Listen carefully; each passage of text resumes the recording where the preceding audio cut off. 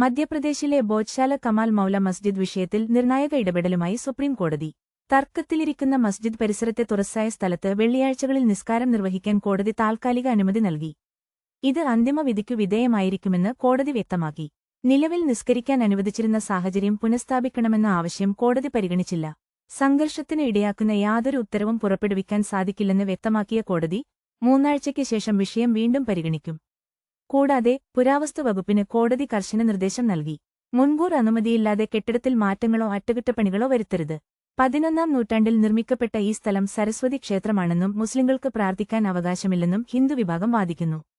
എന്നാൽ കഴിഞ്ഞ 700 വർഷമായി വെള്ളിയാഴ്ചകളിൽ ജുമോ നമസ്കാരം നടത്തുന്നതിന് തെളിവുകളുണ്ടെന്ന് മുസ്ലിം വിഭാഗം കോടതിയിൽ അറിയിച്ചു.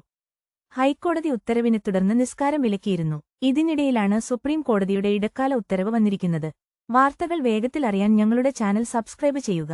ബെൽ ഐക്കൺ കൂടി അമർത്താൻ മറക്കരുത്.